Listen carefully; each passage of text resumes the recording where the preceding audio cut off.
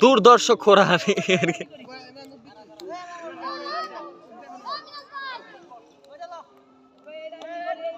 Batting ইনজুরির কারণে change হয়ে গেলেন।